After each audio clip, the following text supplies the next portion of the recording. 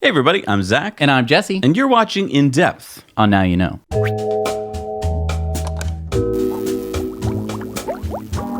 We're sponsored by A Better Route Planner. A Better Route Planner makes finding chargers an intuitive experience. When you're zoomed out, the highest power charging stations are displayed. When you zoom in, more lower power charging stations appear, helping you find the best charger on your way. Another feature making this a better route planner. And we're also brought to you by Build Your Own Robot Kit. There's new tutorials about building robots on their website. Bring robotics to the kids level. And sponsored by EcoWare. So you're wearing the long sleeve because it's getting a little chilly out. Getting a little chilly, although I did set the temperature in here to the wrong temperature before we began. It's now a little toasty. A little toasty. Might need to open the windows. Because remember, we plant a tree for every tea you buy. All right, so the Tesla Q3 earnings 2019. This one was a doozy. Yeah, and before we get going, I just want to remind everybody that at the end of the show, we're going to have Galileo Russell from Hyperchange on to ask him a few questions. So, the first, probably most important thing. Yeah, if I'm scanning through all those numbers that came out, I think the most important one to me and to a lot of people is going to be $143 million in GAAP net income. A boom! A profitable. That's what I'm talking about. Yeah, this is the fourth quarter since 2014 that Tesla has been profitable. So not a lot of quarters. Not a lot. But it's important. Yeah, keep in mind, that's because they've been busy doing stuff. And when you're building new factories and stuff, you're not focused on profitability, or at least Tesla's not. They're focused on innovation. So along with all that innovation, all that cool stuff, they're also profitable. That's why the stock shot up. Okay, so some other cool numbers here. We saw $383 million increase in their cash. And cash equivalents are now $5.3 billion. That's the highest amount of cash they've ever had in the bank. Yeah, that's cash in the bank for Tesla. $5.3 billion. That's a lot. A lot of companies, when they're in this growth phase, are in debt. And their debt outweighs what they have in cash. And so a lot of times you're like, well, it's okay, they're in debt because they're growing. But here you got Tesla, which is growing, and they've got plenty of cash on hand. Right. And in those situations that you're talking about, we're just hopeful that they're going to become cash positive at some point. Now we're looking at $5.3 billion cash positive. That is a really cushy situation to be sitting in. Yes. Because that can account for, a year's worth of crappy quarters. Yeah. It can definitely take care of if we have some kind of recession or downturn and people stop buying cars, which is, that's one of the big FUD stories. Well, people aren't buying cars anymore, and if we hit a recession, they'll buy them even less. The thing is, they are buying electric cars. And they are buying a heck of a lot of Teslas, and we're going to get into that a little bit more. So $371 million in operating cash flow less CapEx. So that's their free cash flow. That's a very strong number. And then $261 million in GAAP operating income. That's a 4.1% operating margin. So that's across all their divisions. We're not talking the GAAP margin on automotive. On automotive, it's pretty awesome. It's 22.8% in their automotive division. That's insane. Okay, we haven't been seeing those gross margins in quite a while, mostly because they're bringing up the Model 3, and they were just trying to, reduce costs in the development of the production of the Model 3. Right. Now that they're there, they're able to increase those gross margins, and that's a fantastic number to have. Yeah. So just some notes on the letter. Gigafactory Shanghai is ahead of schedule. The trial production has already started there. It's ahead of schedule. Building a factory, it's ahead of schedule. Here's a picture of January. Here's a picture of today.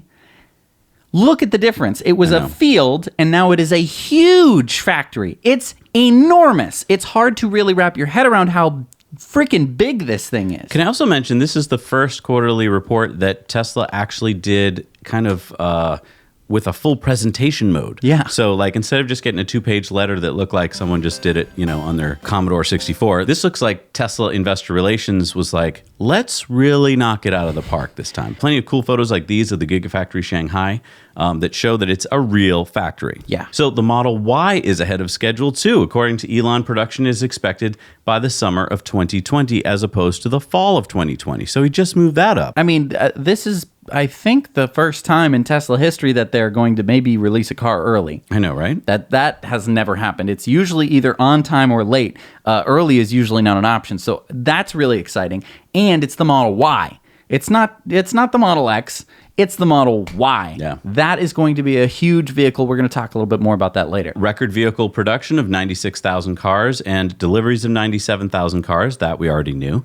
Record storage deployment of 477 megawatt hours and a growth of 48% in their solar quarter over quarter. Right. This is Tesla Energy's best quarter yet. And that's fantastic. They've moved in a completely different direction. Again, we're going to touch on that a little bit later. Now, their operating expenses are at the lowest level since Model 3 production started, and as a result, they returned to GAAP profitability in quarter 3 while generating positive free cash flow. This was possible by removing substantial costs from their business. So basically, they're just always looking for ways to reduce the amount of labor working on the line, how to get their suppliers to reduce costs. Like, they're just constantly cutting costs. And, going back to the Gigafactory in Shanghai, it was 65% less expensive to build than their Model 3 production system in the US. Like, I didn't say 6.5%. I said 65%. Right. Imagine going to the store and you're buying something that you really want and it's 65% off. Yeah.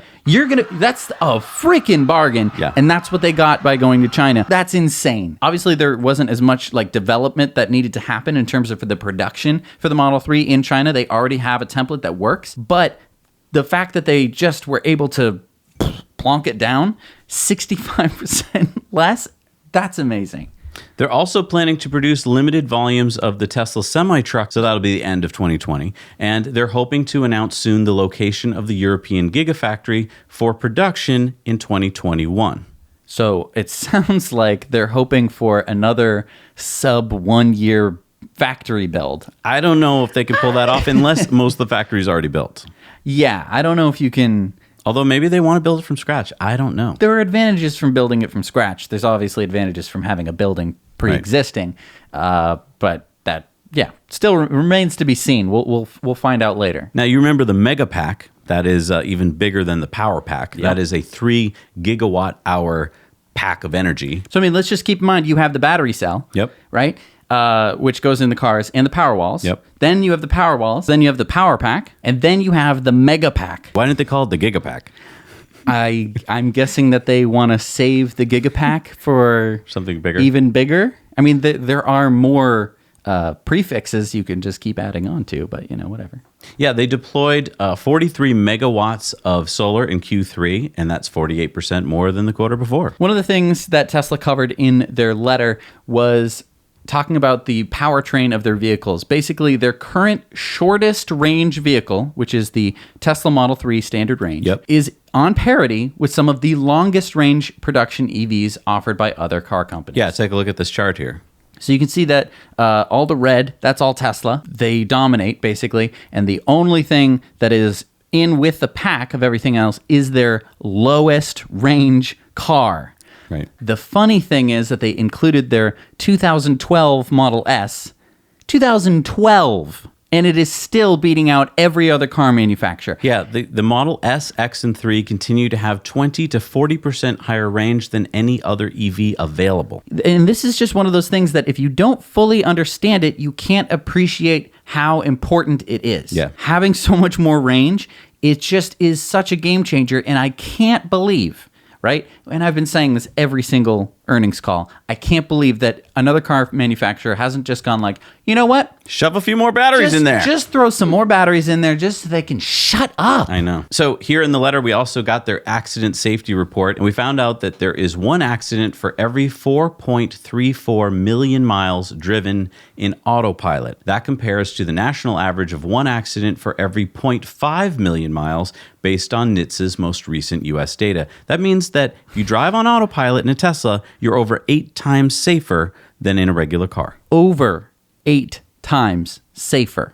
That is bananas. Yeah. I mean, because we don't talk about it enough. No. When you're buying a car, if you can be over 8 times safer from even getting into an accident, and then once you get in the accident, you are in the safest car, why wouldn't you choose that car? it's kind of as if they had like a ghost mode in the car, where if it detected it was going to get into an accident, it turned into this ethereal blob and, just sort of ghosted through the other car. That would be a feature that everyone would be talking about, like, oh my God, I can't believe that, Schmouty has a new ghost mode and you just won't get into the accident. It's the same thing, except without the crazy ethereal, spooky feature. So there've only been 4 quarters that Tesla has been profitable since 2014. This is one of them. A shout out here to hypercharge.co because they make it so easy to see that in one place. And I highly recommend you go to hypercharge.co and, even subscribe because they've got some fantastic charts and fantastic premium services. But take a look at this. The blue is their revenue. The red is their income. And you can see that, yes, we've got $143 million in GAAP income this quarter. Now, can I just ask what GAAP income is versus gross income? I don't get the difference. Yeah, so GAAP is generally accepted accounting principles. It's to make sure that we're all talking the same thing, because you could include certain things and not include other things. So if you're looking for GAAP income, it's going to be the same for every company. And so this takes into account things like depreciating assets and all sorts of complicated accounting gobbledygook. Well, so you compare apples to apples between companies, basically. Right. Because you could have a company that has a great GAAP income, but their gross income isn't as good as another company's, where their GAAP income might actually be negative. True. And so this is what analysts are looking at, is the GAAP income. That's one of the numbers. Another thing, they're going to look at a lot of numbers. One of them here is going to be like cash. So we talked about $5.338 billion. That's up 8% quarter over quarter. And get this, it's up 80% year over year. Right. Look at the growth of cash. It's at its highest point. This is exactly where you want to be, no matter what company you are. There is no company on earth that is going to not benefit from having a very high cash balance. Yeah. And like I was saying, Tesla included some pretty cool charts this time. The first one here is vehicle deliveries in units. And so you're seeing that Q1 dip that we've always talked about, where they are having trouble delivering overseas. But other than that, you can see it's an all-time high. This next chart, we're looking at cash flow in blue, and we're looking at operating cash flow less CapEx in red. And that is basically showing you that, again, yes, we are positive. And then net income. As you can see, again, this quarter, it is positive. Next chart here is vehicle deliveries. Now, this is trailing 12 months, so it kind of levels out a lot of things. Right. Everything's a lot smoother. And this is kind of it helps you identify trends a little bit better. Right. It helps to not look at a bunch of really jumbled numbers. Everything here is nicely smoothed out. And what this shows you is the crazy growth. That is I don't even know if that's even you'd consider that to be an S curve. It's approaching it, yeah. If it weren't for that Q1 dip, it would be definitely in S-curve territory. And that is insane. So then we got to Elon's opening remarks, always fun. He basically gave a lot of repeats over what we kind of expected. He told us that they built 4 Model 3s all the way through at the Shanghai factory, including stamping and assembly and paint shop, and that they went from, a muddy field 10 months ago to a factory that's fully up and running, unprecedented, he thought, probably in human history. One key thing that I don't know if he let slip or was intentional, he said that this is a template for future factories. Yeah. This is, again, if you think about it, the Fremont factory, they bought basically the way it was, right, directly from GM. Then we're talking about the Gigafactory 1 in Sparks, Nevada. That one was just for batteries and motors, right? So that was the only design. And so this Gigafactory 3 in Shanghai, is designed specifically to pump out Model 3s. And having it be the template for future factories means that they are taking the learnings that they have learned from the Fremont factory, which is kind of messy, right? You have to deal with certain things. And they're building a brand new facility exactly the way they want it. So instead of it being like, well, but the wall ends here, I don't know what we're going to do, you just build the wall to, to the proper dimensions that you want. And I'm sure that the next factory they build is going to be an improvement on this design. Right. Now, Elon said that he thinks the Model Y could outsell the Model S, X, and 3 combined. So, when everyone's talking about, is there a demand cliff? Well, not according to Elon. Right. And let's just talk about why this is, right? The Model 3 was the first truly affordable Tesla out there. One with most people could conceivably afford. It's still not priced, according to used cars or anything, but it's pretty darn cheap considering everything that you're getting. The Model Y is going to be the Model 3, just bigger. It'll have a hatchback. And this is what most consumers want right now. They want something a little bit bigger that they can carry a lot of stuff in.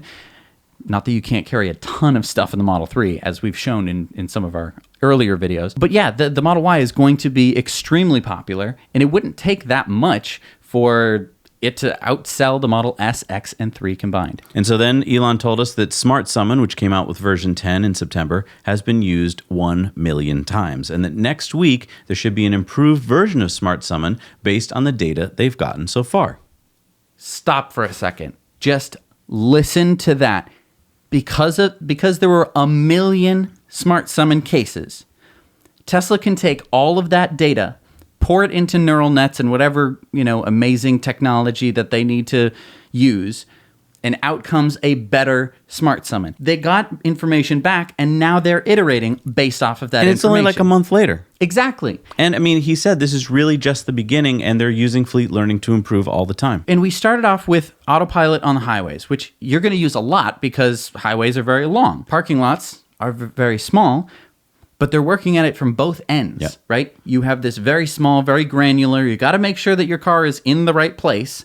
And this very fast, very as long as you're in the lane, you should be good.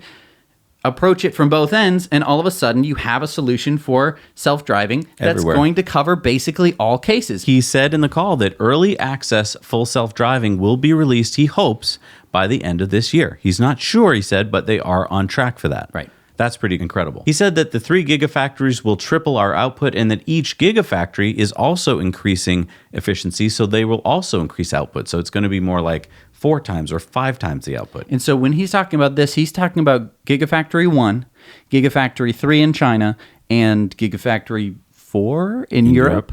So, I mean, I love that he's planning ahead for factories that haven't even been built yet, right in the middle of your market demographic in Europe. That's amazing. And he said that there's advanced batteries and more efficient powertrains, but they're not even going to talk about that today because that's going to come out at a future time. So he announced on Wednesday that the version 3 of Tesla Solar Roof was going to be released tomorrow, which was yesterday, which was Thursday. So, I mean, again, they've just been iterating and iterating on the Solar Roof, and they're going to be scaling up production of that Solar Roof in Buffalo. Here's an interesting remark from Zachary Kirkhorn, the CFO. Tesla got $30 million in deferred revenue with Smart Summon from September due to the fact that more features were released. So let's just talk about this for a second. If you haven't heard this before, Tesla came out with full self-driving. You could purchase it. You pay your money. You plonk your money right down on the table, and they give you full self-driving. But the car can't fully self-drive yet. So basically, it was just summon forward and backward at the time of purchase before September. Then when they rolled out version 10, you got Smart Summon, which is another feature. And so what had happened was when you plonked down that money, it didn't go to Tesla. It went into a bank account that was reserved, because basically if they never give you full self-driving, they're going to have a lot of angry people on their hands who paid for it and didn't receive it, which means that they're going to need to give the money back. They are working towards releasing it, as we talked about with version 10 and Smart Summon. So they were actually able to recoup some of that money that was in the bank because they released part of the functionality of full self-driving. And so, I mean, that $30 million helped them go towards profitability this quarter. Another thing that Kirkhorn talked about is that there is an order backlog and that it's growing. So when every analyst talks about, well, I think your demand is dropping off. It's not. It's not. They have a growing backlog for the Model 3 globally, basically. Everywhere that the Model 3 is being sold, there is a growing backlog of people who want it. And this goes exactly to what we've been talking about, that the Model 3 sells itself. The more Model 3s you sell, the more Model 3s are going to get sold, because everyone who sees a Model 3 out on the road goes, what is that? And there's a higher chance with every Model 3 on the road that you're going to know someone who has one. And when you know someone who has a Model 3, something very magical happens, which is that they show you their Model 3, and then you go, oh, I want one. I need that car. As they talked a little bit about Tesla Energy, Elon let this slip, that he said their goal is to be a global utility. And I think I called that one a few weeks ago. You did. He also talked about how smart it was to get solar on your house. With the new Tesla solar system, there's no money down. Right. They put solar on your roof and you pay a subscription, but the subscription is going to be less than the amount of money that you're saving by having the solar system on your roof. So he said that this is basically a no-brainer. It's like buying a money printer. Right. So another cool point that came out about Tesla Energy is that they're finding ways to reduce costs in every little place. And one of those places is permit approval. If you are trying to get solar put on your house or in a building, you have to get the local authority to allow you to do it. And that takes time and it slows things down. And so they are working on a novel approach to get housing authorities to agree to a generic template versus a custom template so that electronically they can simply and quickly fill out the permit and move on with the process. And we went through this. I mean, for a while, we had solar panels on the roof and they weren't connected up to anything because we were waiting on permits. Right. And a lot of people go through this. So this is a really smart thing that Tesla's doing. So this is an innovation in the bureaucracy space. They're actually innovating in a place you wouldn't think you could possibly innovate. Another way that they are lowering prices is lowering their cost of acquisition. Now, cost of acquisition is how you can get a customer. How much does it cost in terms of advertising or, whatever form of, acquiring a customer you do, that's cost of acquisition. Now, Solar City, which was acquired by Tesla, used to have people who would go door to door, knock on people's doors, and sell them solar systems. And Tesla basically gutted that entire program, which really lowered their market share within solar installers. But what it seems like they're shooting for is to have no marketing. And the lowest prices. Right. So basically, by having the lowest prices, it's going to drive more people to them because, why would you pay? Basically, you're just paying the salary of someone who's going and knocking on someone's door. Why pay for that when you can just pay for just the solar panels on your roof and save a whole bunch of money? Now, at the time when Tesla did away with the door-to-door salesmanship, Zach and I both were saying, this is a dumb idea. This is how you sell solar systems.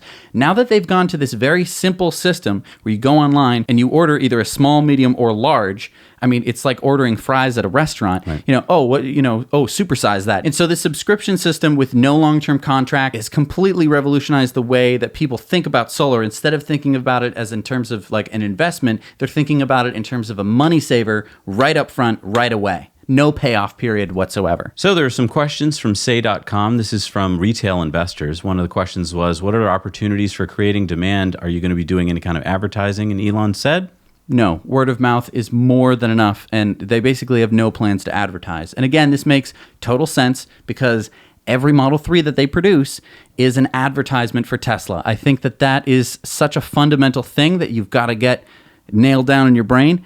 Because it's absolutely true. Word of mouth is really strong with Tesla, and it's because their product is so amazing. Another question for Elon. What are you most excited about that has been missed by most of the investors?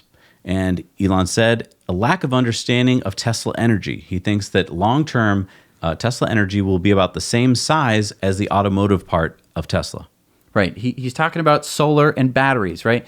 It is the least appreciated element, is what he said. Again, the whole mission of Tesla, and especially Elon's mission, and he brings it up basically 3 times in this call, is he wants to accelerate the advent of electric cars and sustainable energy. And so one of the stats that he wants to come out and publish is how much sustainable energy was produced by Tesla customers. And so that's for people who have solar and who have batteries. He wants to show how much energy has been produced from that system because, again, it's important that we don't just make electric cars, but that we make clean, sustainable ways to power them. Now, the question was, are you going to break out full self-driving into parts and just sell Smart Summon and stuff like that?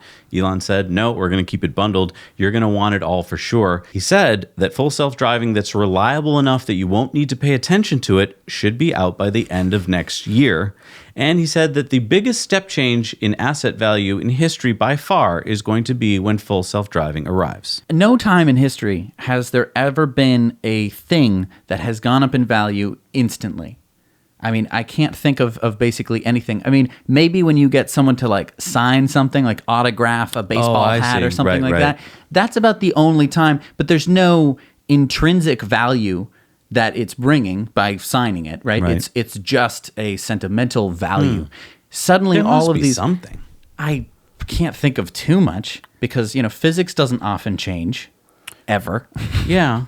And so, it's not like steam locomotives suddenly became more. I mean, the only way something would become more valuable is if you had a scarcity of something and half of it was like destroyed. So, like, if you had like half of the world's gold reserves on a boat and it sank, Right. then the price of gold would go up. That's the only analogy I can come up with, Right. where you're going to have the value of something jump instantly upward. And Elon's basically saying, you buy a Model 3 now and you wait, it's going to go up in value instantly in one point in time. Right. So there's a question that showed that the questioner didn't understand full self-driving. The question was, as full self-driving attach rates, which means people who want to buy it, go up, will the costs go down? Because with most products that you build, as more people buy them, there's a cost efficiency curve, and so the price goes down. So they're like, oh, so as Right, you sell supply more and of it, demand. won't it go down? And Elon was like, No, it's going to go up. And this makes total sense, and we've talked about it earlier, is that full self-driving is going up in price as more features are being rolled out. Right. And on top of that, Tesla is able to recoup some of the unrecognized revenue from full self-driving that they basically have in escrow right now. how much do they have in escrow? Elon let it slip that they have $500 million of unrecognized revenue from full self-driving. So I just want to point that out. $500 million is currently tied up in a bank somewhere because they don't have full self-driving. So when Elon releases full self-driving, he's going to be getting at least $500 million. Okay, now it could be even more than that because more people are going to be getting it. And the price is going up as they keep releasing newer and newer features. Yeah, really exciting. That is super duper exciting. And that is why I'm so excited about this company. One of many reasons. There's a question about the DeepScale acquisition. You remember we talked about this. It's a company that Tesla bought sometime in the past few months. And Elon said, well, it was a tiny company. It's only 12 people. We had thought it was maybe as big as 40. Right. And he said their job is basically to increase the efficiency of neural nets and that they should slightly accelerate full self-driving. Right. So this is, again, I love that he said that this is basically a tiny acquisition. Yeah, and then he underplayed it. I mean, he Right. didn't say like, whoa, it's going to be great. He just said, it'll help. Now, there was a question about Gigafactory 3 in Shanghai. A lot of people have been asking about this second building that's starting to be built now. And, the conjecture is that it's for batteries, and Elon confirmed it. Yeah, it's for batteries and battery module production. So that's cool that they're going to be making their own batteries at the Gigafactory 3 in China. We thought that they were going to be buying all of their batteries from Chinese companies. Well, I mean, they're going to start by buying them from LG Chem, but yeah, they're going to be hopefully making them themselves. A question came up about Tesla insurance, and Zach Kirkhorn said that he's quite pleased with how things are rolling out in California, that the take rate is quite high and that it's going to increase, and that they're improving the product behind the scenes. They're lining up other states and countries, and Elon said one of the reasons they're doing this at all is because they want to force third-party providers to have reasonable rates. And so this is another brilliant idea by basically having an insurance company that's going to grant lower rates to Tesla owners. It undercuts all other insurance carriers and forces them to lower their prices as well. And so it creates a better environment to insure your Tesla over other cars. I think that that's brilliant. Do you get that? He's not just looking for more money. He's looking for a better experience for EV buyers. There's a skepticism about whether full self-driving would truly be feature complete by the end of the year. And Elon said he thinks that you'll be able to drive from your house to your work, most likely without interventions, still supervised, by the end of the year. And so again, we were talking about like parking lot driving versus highway driving, and they're working their way into the middle. I think what he's doing is he's basically trying to get something in the middle where you might have to take over from time to time, just like you do with Autopilot now, and just like you do with Smart Summon now, but that it's going to be bridging that gap between driving the parking lot and driving on the highway. And basically, there's going to be three major levels in Elon's mind. The first level is this one, where you're required to supervise the car at all times, but that will be what he considers feature complete. Level 2 would be safe enough without supervision that Tesla feels like it's ready for that. But then 3 would be that regulators are also convinced that the car can now drive without supervision. And I kind of like this system a lot better than the level 2, level 3, level 5 autonomy that we've been talking about, because the different levels that they have in there, a lot of them are very confusing. Yeah. Level 5 is the only one where you're like, okay, I understand. I can go to get in the sleep. car and I go to sleep. And so I think level 3 and level 5 for Elon are the exact same thing. And so I think once he gets to level 3, in Elon's mind, there's nothing stopping them from putting a bed in the car. That can be just whatever you want on the inside. You don't need a steering wheel. We're going to skip a lot of boring questions that came from the analysts. One of the questions that came out to have an interesting answer was, are you interested in monetizing your infotainment system? And Elon said that basically the goal of the infotainment system is to create the most amount of fun you can have in your car and to make it this irreverent object that you love, like that you love your car, because people spend so much time in their cars. And this is something I think deeply personal to Elon, because that's one of the reasons why he started the Boring Company, is to alleviate traffic. But basically, if you have autonomous driving, traffic no longer becomes such a chore because you're not involved with it. You are able to just watch Netflix in the car. Yeah, I mean, he said that they weren't even thinking of monetizing. Like, that's occurred to Jesse and I many times, Right. but like they're like, no, we just want you to have fun. And that is one of the reasons why this company is so strong, because you can nickel and dime people, Yep. right? But it takes all the fun and all the love out of that company. So, you can probably imagine a couple of different companies, maybe your phone company, maybe your triple play call internet and TV. You got to bundle it, otherwise we're going to overcharge you for it. All of that stuff where you're just feeling nickeled and dimed. You don't feel any loyalty for that company. Right. So by having this is a smart long-term vision. The people who drive Teslas love their cars. Yes. They love them, and I am one of them. And one of the big reasons is I have fireplace, I have romance mode. I've got video games I can play in my car. I've got Netflix now in my car. And again, I didn't buy the car with Netflix in it. I didn't even know that was an option. I just bought it. That's why, we wouldn't have babies if they just stayed babies all the time. We need that on a bumper sticker. If you had a baby and it was just a baby, but then it got older, but it didn't get any smarter or turned into like a nice person, it just got like really old and fell apart within like 3 to 5 years. That's what buying a normal car is like. So there's a question about emissions credits and how much are you going to count on emissions credits in the future? And Elon said, well, it's not a big percentage of our revenue. And then Zach Kirkhorn kind of butted in and was like, Elon, it's over $100 million last quarter. So I like how Elon was so dismissive of it. And I also like how Zach gave us the number, because Elon made it sound like, it's this tiny little percentage of our revenue. Well, can I just point something out? Yeah. If you add up the over $100 million from emissions that they got, so what this is other car companies can't meet the emission standards, right? They can't make enough cars that are emissions friendly. So they have to pay Tesla for their credits, right? Because that's all Tesla makes is emission friendly cars. So they've earned over $100 million from our other car companies paying them cash, right? Last quarter. And this is going to, according to Zach Kirkhorn, increase over time. But anyway, you add that over $100 million to the $30 million in deferred credits that we talked about for full self-driving. Add those two numbers together, what do you get? Basically the GAAP profit of Tesla. If it weren't for those two numbers, they might have had a loss. Right. So it's definitely important. I know that Elon doesn't like these credits. He doesn't feel like he should be selling the credits because he wants other car manufacturers to step up and just start producing EVs at scale like Tesla does every day. And so I think that's why he's so dismissive of it, is that he doesn't feel like he should be getting it. He just feels like he's just doing the right thing, and yet they're getting $100 million for it a quarter.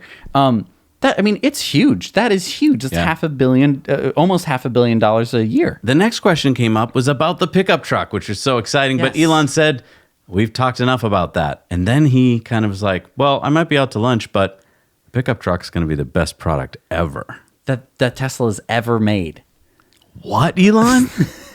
Come on. Yeah, I'm so excited. I know that. I mean, he's just risen the bar. Like, I know he's raised the bar on the pickup truck a lot. Yeah. I think that this might be something that I might it might be the first Tesla product that I might be a little disappointed about. I mean, it doesn't fly. I really thought it was going to fly, and then it would shoot lasers. I'm just expecting a spaceship with like a small bed in the back. I'm expecting, I was first expecting a warthog from Halo. Now I'm expecting like a pelican or something from Halo. I don't know. I'm excited. I am very excited. I'm really I am over the moon excited for the pickup truck. I can't wait to see it. Now, there's a question, of course, about demand. Our order rate's strong and so forth. And they said, yes, they're very strong. In fact, our goal is to be replacing 1% of the global fleet over time. That would be about 20 million vehicles a year. And they gave this cool analogy, which is, you remember when your TV was a CRT, a cathode ray tube, right? Right. That's how your TV was made. And it was like that for a while. Like, it was like that from the... A long time. Like the 50s, And then, 60s. and then one day, flat screens came out. Right. And it didn't mean that the next day everyone went out and bought one. It meant that the next time your TV broke, then you went out to buy a new TV, you would not be buying a CRT TV. Right. There was just no way that you would buy them. I mean, they were hardly available in stores. They were deeply discounted, mostly because no one wanted them. And so what he's saying is it won't be that one day all the ICE cars are gone. It's just that when your ICE car breaks, you will definitely buy an EV as your next car. And that's exactly the way that most people do it. Not a lot of people just drop their cars and immediately go in and buy an electric car. I waited until my car broke down. Right. You had some kind of devil's pact with your car because... It died 6 days after we got Sparky. Yeah. And by died, I mean died. Like, think end of Blues Brothers, basically. It just, everything stopped working on it, which was weird. But so you timed that really well. Or it did. And so that's how most people do it. Right. And it's so nice that Tesla understands that and that's what they're planning for. They're not planning for this like global assault on internal combustion engine vehicles where they're going to go out there and everyone's going to be like throwing their cars off cliffs just to get the insurance money so they can buy an EV. Most people are just going to wait till their car naturally, stops working. Then there was a really lame question about the Model S and X, and Jesse and I were kind of shaking our heads. But the good thing sometimes is that Elon just goes off on a little tangent, and he did here. He said that the Model S and X are really niche products, and that, to be totally frank, he said, we're continuing to make them for sentimental reasons. And I was like, what? And then I think they backtracked a little bit. They're like, oh, no, the Model S is the best car ever. And Zach Kirkhorn just talked about, how wonderful the two cars are. And right. And then Elon kind of was like, oh, right. I mean, yeah, they're great cars. He's like, the Model X is a piece of art. But then they kept talking, and Elon said that you can expect an over-the-air update for the Model S, X, and 3, which will be giving a 5% power improvement. That should be coming any day now because they've continued to learn how to optimize the motor controller. Oh, and also, he said that for Standard and Standard Plus customers for the Model 3, that you'll be getting faster supercharging. This is amazing. Thank you, Elon. Right. You didn't have to do that, right? We already bought the car. Yeah. We're not going to be returning it because the 7 days is up. And yet they're still like, this is what I'm talking about, this smart long-term strategy of making customers that love the product and love the brand is that they're not just being like, all right, well, hey, you bought the car. You bought the car, kid. Sorry. It's been 7 days. Hey, you can bring it to the dealership, but it's going to cost $800, right? Nothing like that. No. It's this constant like improvement of a car. I know. Which again goes back to my baby analogy. You're happy to see your car, learning how to ride a bike. It's getting better. All right, so we're so fortunate to have Galileo Russell from Hyperchange. That is the awesome YouTube channel that if you haven't checked out yet, you have to check out. And Gally, thank you so much for taking time to talk to us because I know this is a super busy time for you. You've been like nonstop doing videos for the past, 24 or 48 hours. Yeah, thank you guys. Great to be on the show again. And just woke up from a super late night of making all the Tesla earnings content.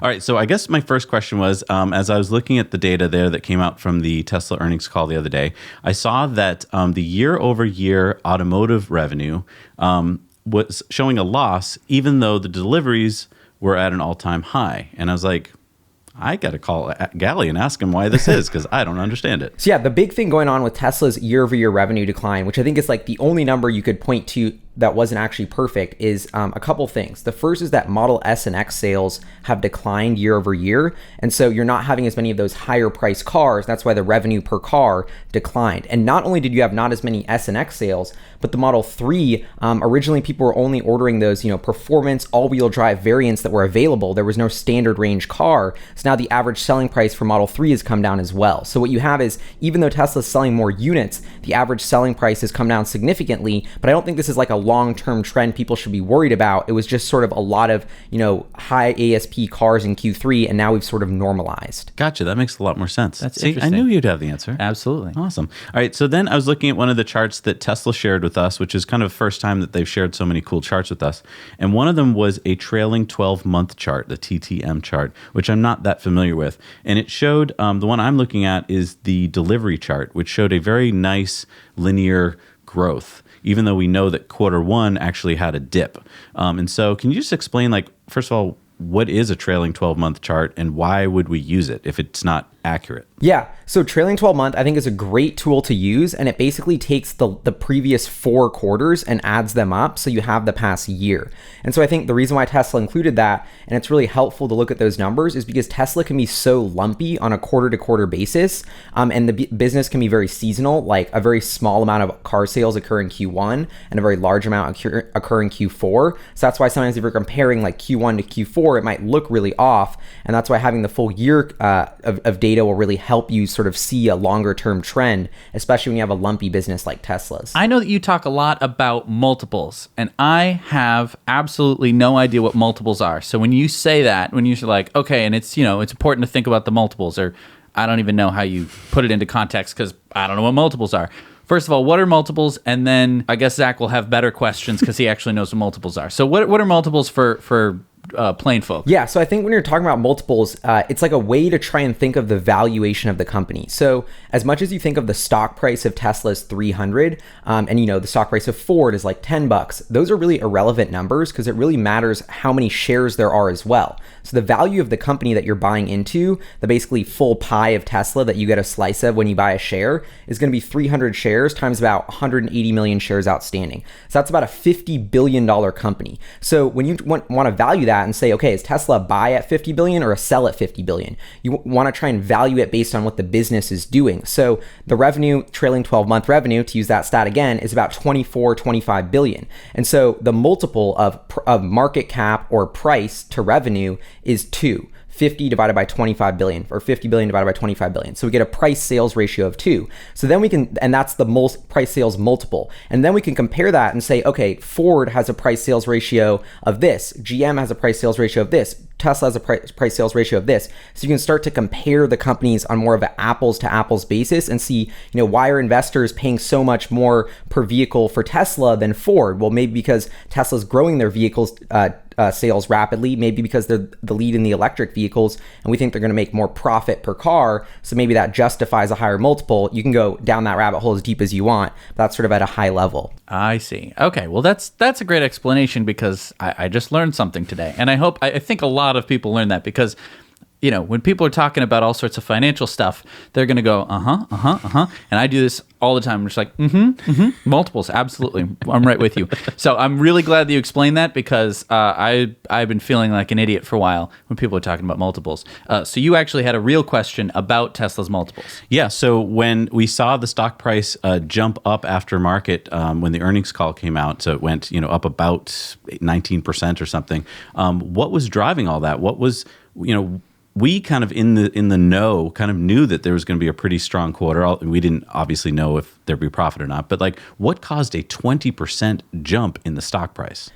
Really strong profitability, I think, is what surprised Wall Street and everyone, was the fact that, revenue didn't surprise too much because we knew how many cars they delivered, but the profitability per car sold was extremely impressive. And I think Wall Street has sort of had this vision that Tesla's really struggling at the manufacturing level. They're sort of stagnating like every other car company does. They don't really improve the manufacturing line once it's up. Tesla takes a much more tech company, innovative, iterative approach and is constantly improving that manufacturing process.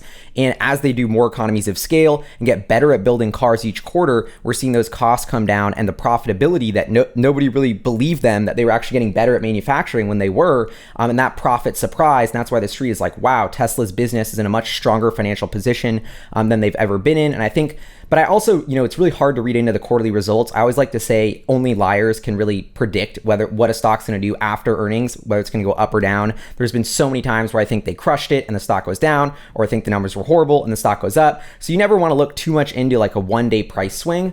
And keep in mind the stock is still down from where it was a year ago. But I think the real surprise there was profitability. Now, what were some of your biggest takeaways from the earnings call? Great question. And I should have segued right into it, which is the financial health of the company is another reason I think that 20% move happened. So Tesla now has $5 billion in cash as of last quarter. They pumped out $300 million this quarter, so $5.3 billion. So Tesla's still, investing in growth. They're investing in Gigafactory Shanghai.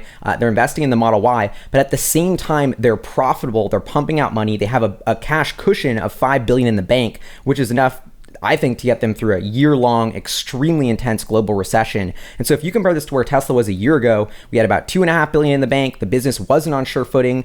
We weren't sure if they were going to be able to produce the Model 3 at a sustainable profit. Well, all of that has come true. I just think the financial health of the business has never been stronger. The technology roadmap, they made the Hybrid acquisition, the Maxwell acquisition. I think their technology roadmap has never been stronger. And now they have the money, the billions to invest in those product lines to actually expand that capacity. So when you think about the probability of Tesla's success in the long term and completing their vision, I think it's never been higher, and it's not even close because from a financial perspective, they're on such secure footing. So during the earnings call, one of the analysts asked Elon Musk why they were still producing the Model S or X, or actually I think they were just asking about like what's going on with the Model S and X, and he said that they were basically just making the S and X for sentimental reasons. The takeaway for me was that he basically let slip that it wasn't a financial reason to keep making the S and the X. What was your take on that? Yeah, I think it was kind of a delicate situation the way Elon phrased that, but I think at a high level, Tesla's mission is to get millions of electric vehicles on the road and really make a dent and move the needle in our adoption of this new technology. So selling a $90,000 car to rich people is great. That's only a market of a couple 100,000 cars a year max if they take the whole market. That's not going to change the world. And the Model S and X were really a stepping stone to subsidize that technology, that battery and drivetrain, to get it cheaper so that eventually we could, get it down to the Model 3 and the Model Y and sell them to millions of people. And I think those cars, not only are they going to change the world for the better, but that's really where the money is in selling these cars in millions of units per year versus, 100,000 or so. And so I think, the Model S and X were very important and they're going to keep them going. The Plaid powertrain is awesome. And I do think from a financial perspective, they are very profitable product lines, but from a move the needle on the mission perspective, they're sort of irrelevant from this point forward. So I have a question. What was the most important number from the quarter for you? Most important number from the quarter, I would say, is free cash flow, which is basically at the end of the day, did they have their bank account was this? Did it go up or down by how much? Which is a pretty simple way of thinking about it, but it's the most important number. And it was $371 million. That's how much cash they made. And so we can get into multiples if you want on that too. Just another example we were talking about price sales. Another one is price earnings, like how much profit are you making? So Tesla's a $50 billion company. Let's call it 371 million times 4. We're looking at 1.2, 1.3, 1.4 billion in annualized free cash flow. So you can do 50 divided by that. Maybe you get 35 times earnings, or that's a 35 times earnings multiple. I'm just sort of guesstimating here. But then you can start to value that based on other tech companies, other growth companies. And so it's kind of an exciting moment now because even though Tesla's not done growing, they're not even trying to maximize profits. They are profitable, and we can start to assign multiples and try and value the company that way. I see. So we're kind of looking at the company not as a profit center, because once they're breaking even in terms of profit, they're just going after growth. So if they wanted to, and Tesla has probably been able to do this at many times during their development, they could just stop with all the innovation. They could stop with all of the, trying to produce a newer, better car, cheaper car. And they could have just looked for profit everywhere. They could have said, how can we maximize profit for the S? How can we maximize profit for the X? Or in this case, the 3. And they didn't do that. They are continuing to grow. And so as an analyst, I guess looking at this, it's hard because you could be looking at just the profits, which it seems like a lot of analysts want to do, or you could be doing what you're saying, looking at multiples and seeing that there's a growth there and that you're investing based off of the growth and not off of just profit. Yeah, and I think we're hitting on a much bigger point in some ways, which is that a lot of the entire way the finance industry works and the way people are taught is to sort of like this weird 1950s Warren Buffett style of investing of like, this is a company and they're in a super boring industry. This is how much money they make every year. We can model that in. But these are very different firms. Like, I don't want to get cliche, but I call it the era of hyperchange. Like, companies are growing and changing faster than ever, not in this like stagnation, maximizing profits mode. And that's why when you're trying to pinpoint like the PE ratio or the cash they produce this quarter, like you would where you would have decades ago, or how you were taught in school to value a company, it just doesn't work, because Tesla's like, okay, we're not going to make the billion this quarter. We're going to put it all into R&D. And so you're not seeing that profit show up, but Tesla, like you're saying, they could have made that profit, but they'd rather make, 4 billion in profit 3 years from now. And so I think this is the sort of disconnect of where Tesla investors are really focused on that growth, that long-term vision. And if you're looking at the financial statements in the rearview mirror, it doesn't make sense why there's that much value there, because it's obscured by all these investments for the future. Now, when we met you in New York, you were talking about a bet that you had with a famous short seller. How much did you earn on that bet, if you're allowed to say? All right. 0. Like, it wasn't a monetary bet. Oh, okay. But I'm right. It was a buy me a drink kind of bet. Okay, yeah, exactly. Right. All right. Exactly. So.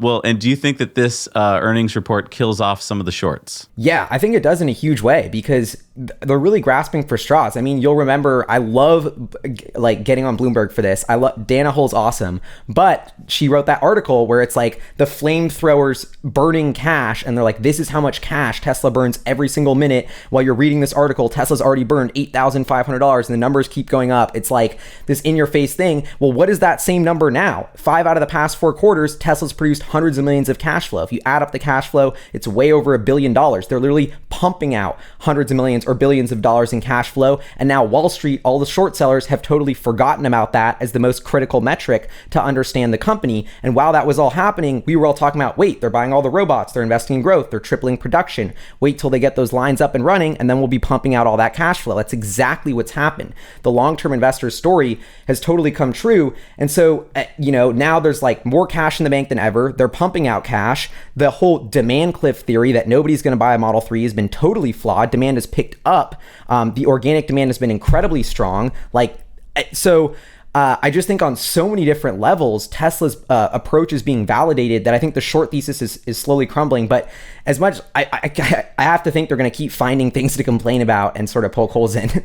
Well, that fits my next question. What challenges do you think lie ahead next quarter for Tesla that the FUDs are going to be looking for some kind of story, right? So what do you think they're going to be focusing on next quarter? Tough to know. And, I don't really focus on what the FUD focuses on too much. And I think, to put it more on Tesla, I think Tesla's really pivoted their approach recently and gotten away from, they kind of got themselves in this circle of following Wall Street's estimates, trying to get in this quarterly game, hitting the numbers, rushing deliveries.